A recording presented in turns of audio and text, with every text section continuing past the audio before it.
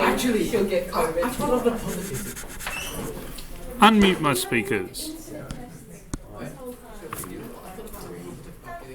Unmute my speakers, share my screen. Caitlin's in there. Things are looking up.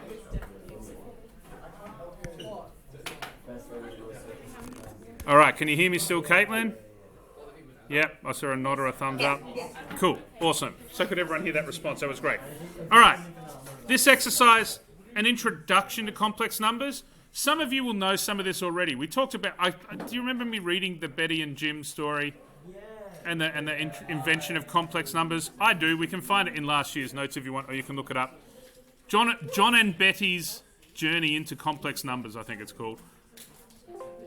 Oh, excellent. This will be good.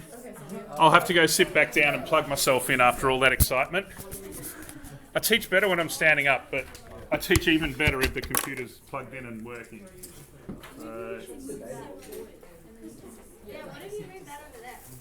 We'll have a few minutes left. What if you move that there? I could, but that seems like so much more rearranging and effort that I'm just going to go with this for now. I'll still teach well enough. You can move it. Why did we? I can move it for you. Why is the me? All right. Remember, if it's trying to record the sound, the background noise is going to be difficult. So, complex numbers. Basically, the idea of complex numbers came up when people were trying to factorize and solve cubic polynomials. And we know for a cubic polynomial, there will always be at least one real root. It doesn't really matter what sort of function it is. It's going to have at least one real root for a cubic polynomial. The question was, why are there no other solutions in some of these cases? I can find the real root where it crosses the x-axis. How can I know what the function looks like? This is before calculus and before finding turning points and those sorts of things. How do we find what it would factorize into? And a few people came along and decided that we could use the idea of complex number. That's really what it came down to. We've got to be a little bit careful with this definition. I equals the square root of -1. For high school, everyone's going to be happy with that. No one's going to bat their eyelids or anything. Technically, it's the definition of complex numbers is I squared equaled -1 was how they were defined. People will argue about why this is important later on. For you, you don't really need to know that, but just rest assured, when you get to university, people will argue about this. So I've put some information down here later on if you want to explore that. That's one of those things, in theory of knowledge, how we're supposed to talk about that in all of our subjects. There is still contested knowledge in maths. It's not so much contested as just, if you're looking for a pen, I've got some. Is that what you want? I've got some of them too. There we go. So, for us, I squared equals -1 is what it is. But if we interchange I equaling the square root of -1, that's okay. The existence of complex numbers was challenging for people because they didn't fit on a number line.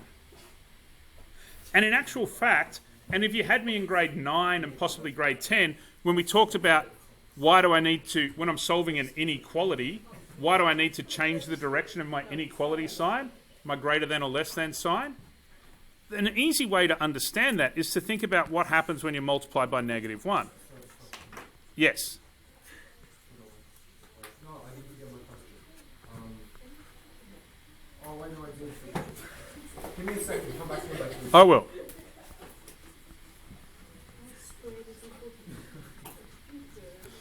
You can see from that little diagram there, A is less than B is strictly true. A is to the left of B on a number line. We're happy that the B looks like it's merged in with a number line. I'll just put the B separately. A is less than B is obvious from that diagram looking at the number line. Are we happy with that? And -B is less than -A, or another way to say that, -A is greater than -B. When you look at the number line, -A is to the right of -B. The reason, so that's because the act of multiplying by -1, I'm just going to have to get some pens out here. The act of multiplying by -1 is to effectively rotate a point about the origin by 180 degrees. multiplying by -1 has that effect. Now, that's never really mattered to us before. It doesn't really matter. We just learnt, oh, I changed the sign around. And maybe you looked at that diagram and realised why the sign would change. But the rotation by -1 helped these people who, once they found that these complex solutions could exist, it was really hard to work with them until we could picture where they were on the plane. And if you think about when you multiply, I squared is -1, gets me rotating by 180 degrees. So multiplying by I must complete half of that process. Multiplying by I effectively rotated this point here to be A times I. And if I extended that thing there, this would be B times I. So what we came up with was we could represent imaginary numbers on an axis that's at right angles to our real number axis. These are our real numbers that we're used to working with on a number line. The imaginary axis exists at right angles to it because the act of multiplying by I is to rotate a point 90 degrees about the origin. And it was defined as being positive I values were up, but rotating, I could have rotated in the opposite direction. It would have been just as legitimate. And so some people argue about which should be the correct principal root, and we'll get to that in a minute. But that's why the imaginary axis, when we're going to represent numbers, is a complex number is going to have two parts. A real part, a coordinate that's based along the real numbers on the x-axis, and an imaginary part, which is represented by a vertical height on our imaginary axis. So instead of an x and y axis, both real numbers, we have a real axis and an imaginary axis. And complex numbers are effectively just two-dimensional numbers. They're points in a plane. You could call this the complex plane. It can sometimes be called an Argand diagram. So complex plane or Argand diagram.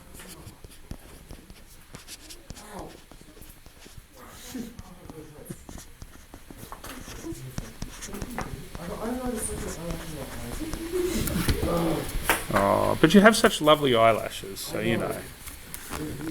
I know. So, complex numbers have a real part and an imaginary part. Usually we use Z. You know how we use X to represent a number usually?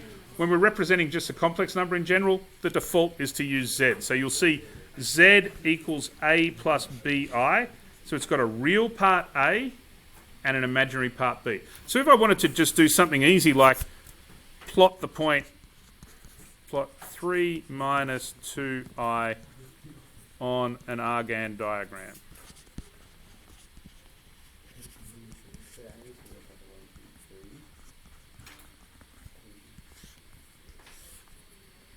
I've got my imaginary axis, my real axis, 3, -2. So 1, 2, there's 3 on my real axis, -2 on my imaginary axis, and that would be the point 3 minus 2I. That's not too bad, is it? Are we okay that that's where we would have plotted it?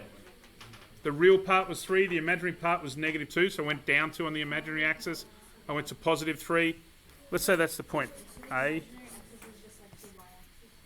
Correct, but it's now got imaginary numbers instead. Because multiplying by I is the act of rotating by 90 degrees. That's why. And so often they'll ask you to report what's the real part of Z? A. What's the imaginary part of Z? It's just the coefficient of I, it's B.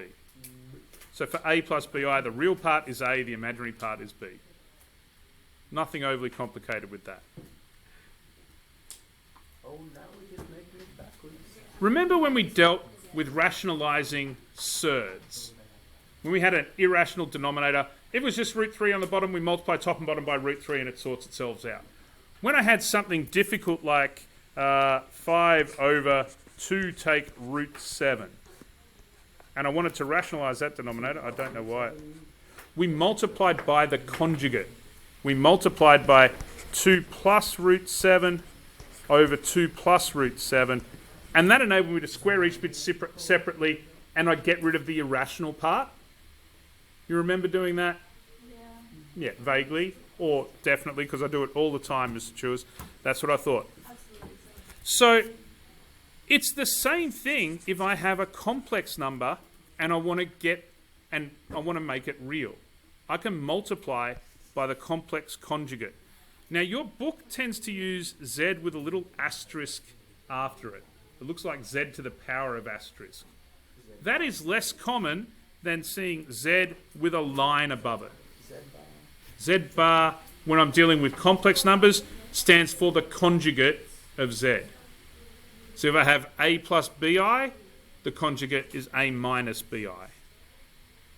Because what's going to happen when I multiply those two things together, I'm going to get a squared, and I'm going to get minus b squared I squared. But when I square I, it's going to give me negative 1. So I'm going to get rid of the imaginary part. So if we had a look at what would happen if I multiplied 2 plus 3i by 2 minus 3i,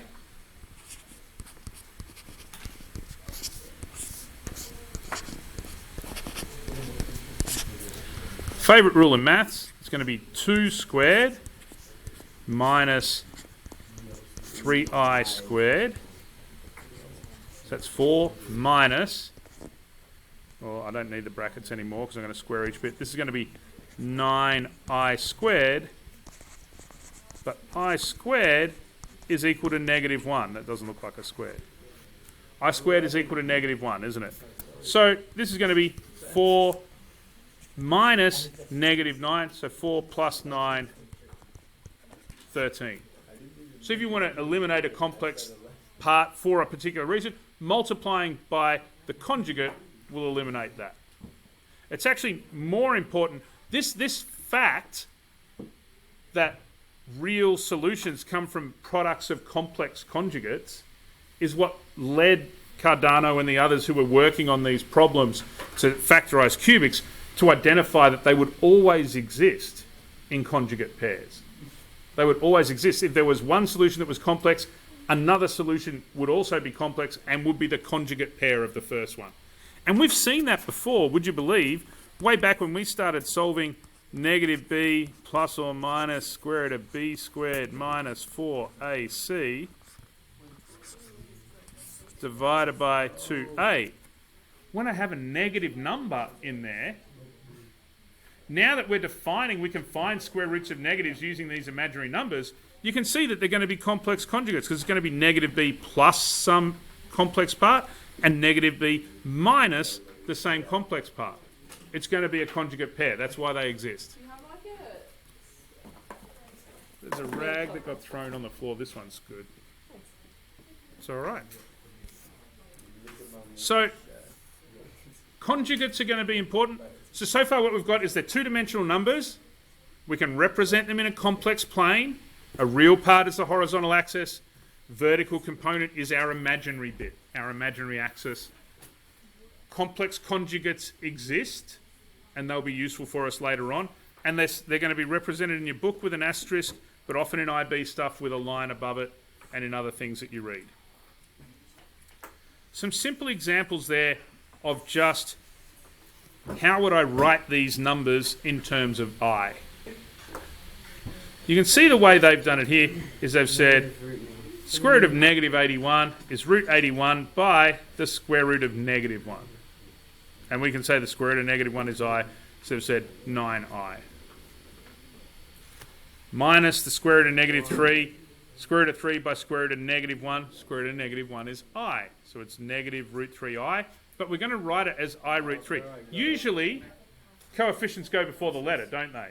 But when you have irrational coefficients, if you're not really careful with the vinculum over your 3 and the I being clearly outside of it, it gets a little bit confusing and you'll make a mistake in your work. So usually if you have square roots involved in your answer, you're going to put, even if it was 2 root 3i, I'm going to write it as 2i root 3, or even I times 2 root 3 is better than that because it's not clear where my vinculum ends, whether it includes I underneath or not with the square root. So that's just a little thing. You can see why they put I second there, I first there. I mentioned that just using I equals the square root of -1 is fine for our purposes. Wow. But if you want to be technical about it, I could write the square root of -81 as the square root of 81 and make -1 I squared, because that's the definition of I squared equals -1. And then I could square root that to get my 9I.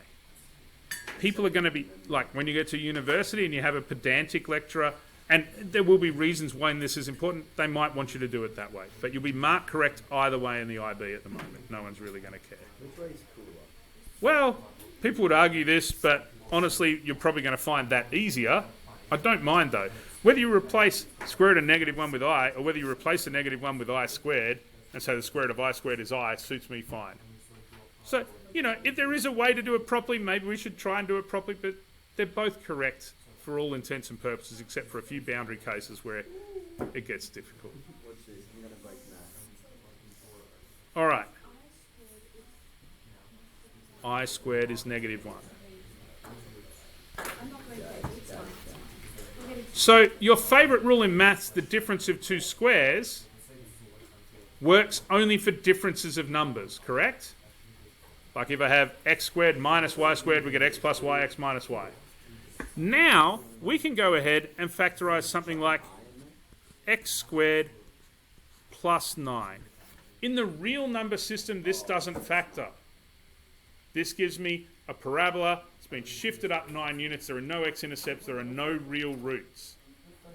But it does have complex roots. And we can go ahead and find the complex roots.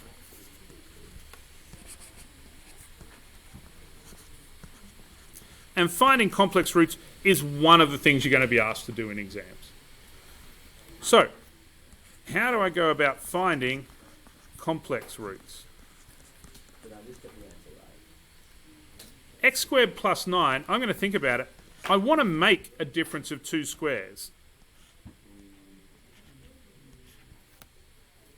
Are we all happy I could write it like that? Yeah. Now I want to write -9 as a perfect square.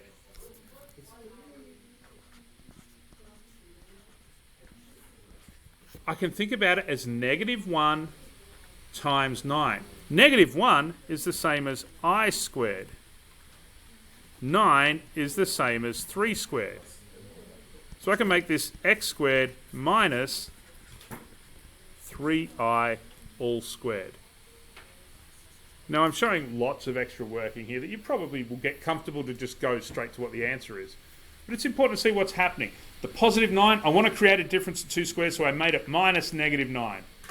I wanted to make a perfect square there, and then the -1 is really annoying because I can't square a real number to make a negative. So what I did is I said, well, I'm going to think about that -1 separately. -1 is I squared. Oh, and then 3 squared is 9, so I can write it as 3i all squared. That means when I want to factorise it now, x plus 3i, x minus 3i would be the factors, the complex factors. And so the complex roots would be -3i and 3i.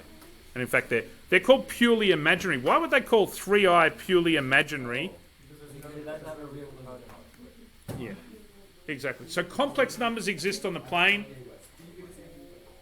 The real numbers are only on the real axis. The imaginary numbers are only on the imaginary axis, and every other point is complex because it's got the 2 bits. So imaginary parts just have 0 for the real part and a number for the imaginary part. So the sum of two squares factorization just involves using I. You can use that as a rule. You don't need to go through those steps that I went through, but you need to understand that that's what's going on every time you use it.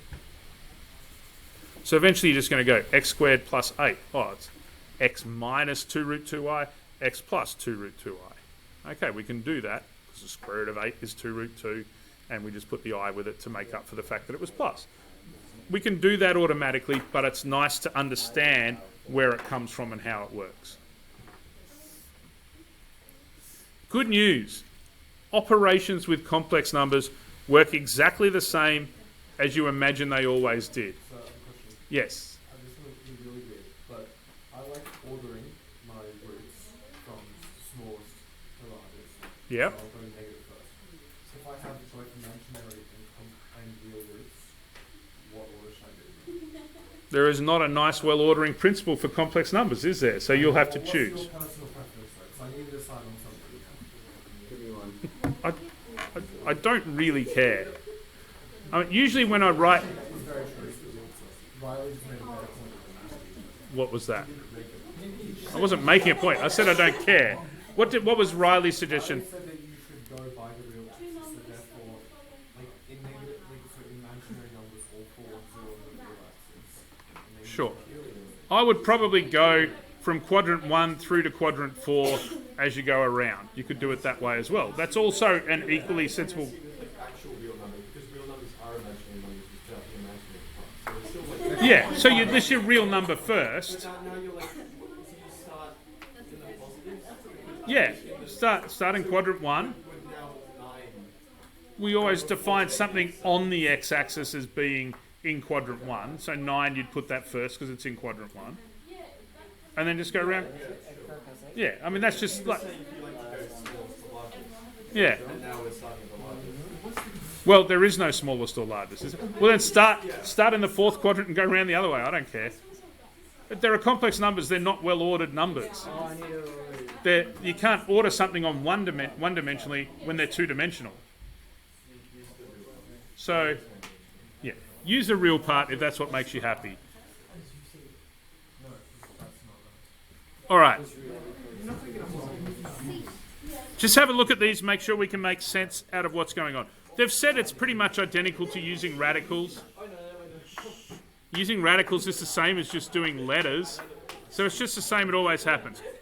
If I have two complex numbers and I'm adding them together, I add their real parts and then I add their imaginary parts. If I'm subtracting, I subtract the real parts and I subtract the imaginary parts. It's logical, it's exactly as you would expect them to do. You treat I just like you would any other algebraic variable, or surd if we're dealing with surds, which is the example they made there. Same thing. When you're multiplying, multiply the terms by each other. 2 by 4 gave me 8. 2 by 2i gave me 4i. I by 4 gave me 4i. I by 2i is 2i squared, which of course becomes negative 2. 2i squared became negative 2. But you're just adding real numbers with real numbers, complex with complex, or imaginary with imaginary. And you do it just the way it always worked. Division,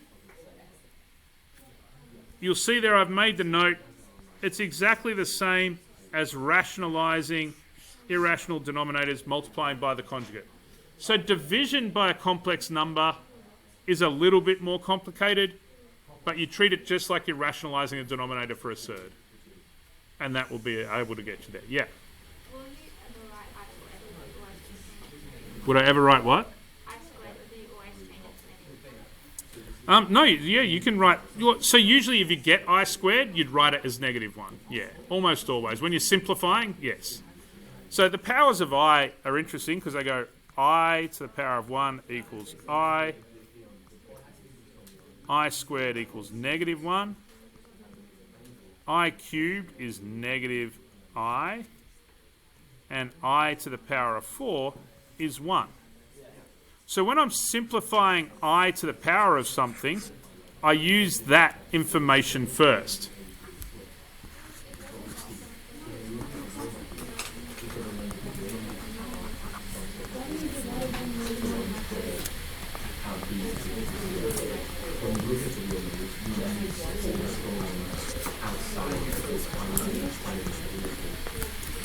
So you wouldn't have to necessarily show all that working.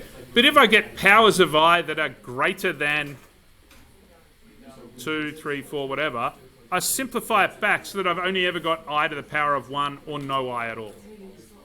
So a power of 13, I chose 12 because that's 3 lots of 4, right? So I went through that cycle 4 times, that's at 1. And then it's just 1 times I.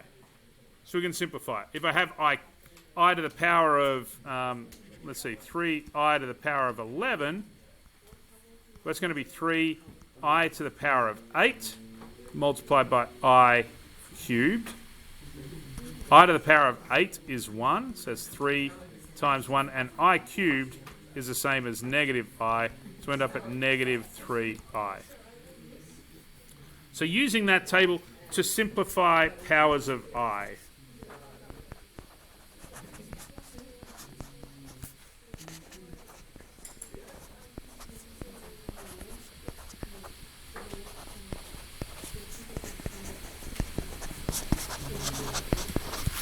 So we use that table to simplify the powers of I.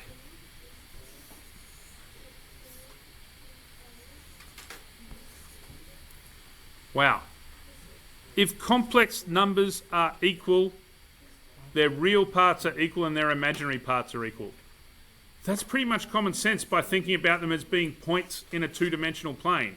They're only in the same position, they're only equal to each other if they're in the same point in the two-dimensional plane, which means their real parts have to be equal and their complex parts have to be equal. So that whole exercise there on D is really just showing that you're using that information.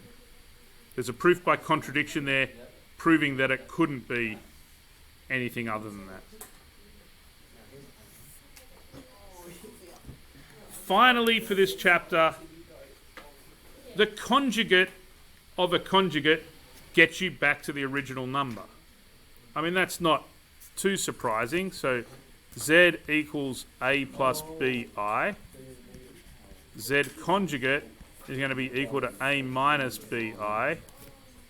Therefore, the conjugate of Z conjugate, I've got to replace that minus with a plus. Gets me back to where I started, right? I just went from plus to minus to plus. If I'm doing the conjugate of a sum, it is the sum of the conjugates.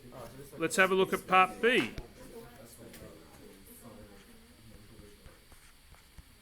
A plus BI plus C plus DI. And then I want to find the conjugate of that. Well, that's going to be the number A plus C plus B plus DI. And the conjugate, I'm just going to subtract the complex part. So A plus C minus B plus D times I. And if you work from the right-hand side, A minus, so the right-hand side over here, A minus, A plus BI. Oh no, we want to work with the conjugate. Right-hand side was Z1 conjugate plus Z2 conjugate. This is going to be, the conjugate of Z1 is A minus BI. Conjugate of Z2 is C minus DI. Add the real parts, A plus C. Negative BI and negative DI, I can take negative 1 out as a factor. And I've got B plus D times I. So the rules they're giving us there are not particularly surprising. They're what we expect. If I use A plus BI for Z1 and C plus DI for Z2, I can establish them by doing a little bit of algebra. Oh, this one was actually, I actually was doing this one, wasn't I?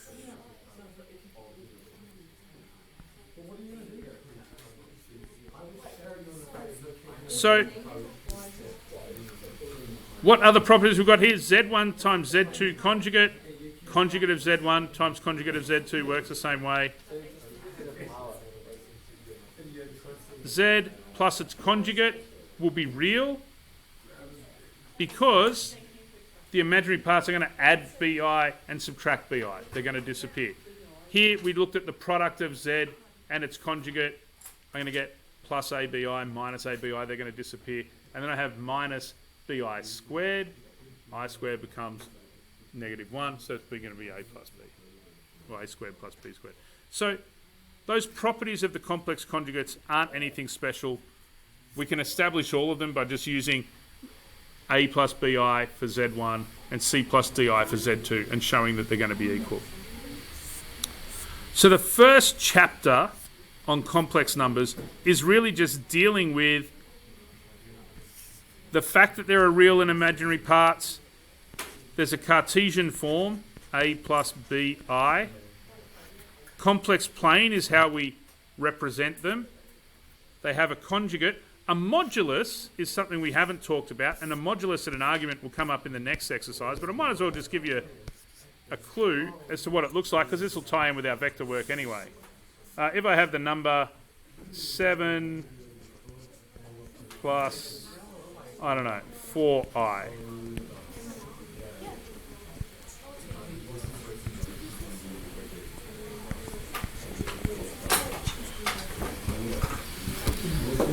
Seven plus 4i is that particular point right there.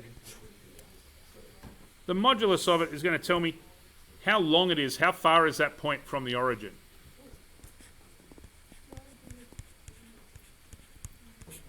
The modulus or the norm of something is how long it is. How would I figure it out? 7 and 4. Pythagoras. 49 and 16, 65. Yes. And the argument is the angle, right? The argument is the angle.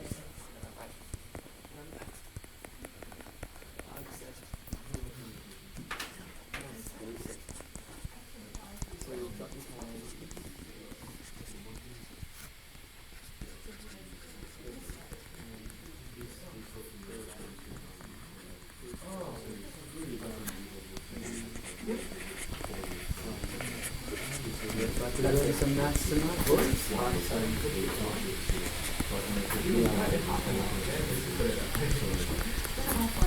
So later on, we're going to write all these complex coordinates, complex numbers. We can represent them as polar coordinates.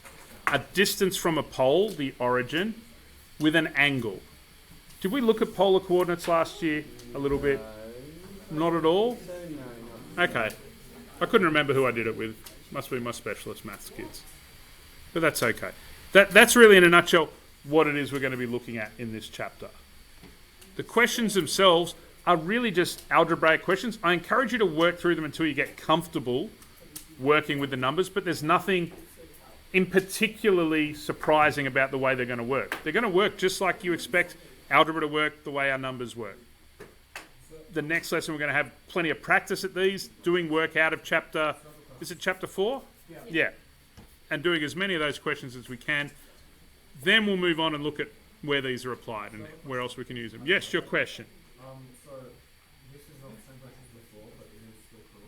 Still a question. Yeah. So my question is, apparently every time you go high number, there's like something that's lost. Like there's a like. Every time you go to high number, what? You go from like normal numbers to complex, normal numbers to imaginary, and you go from imaginary to alternative. Yes.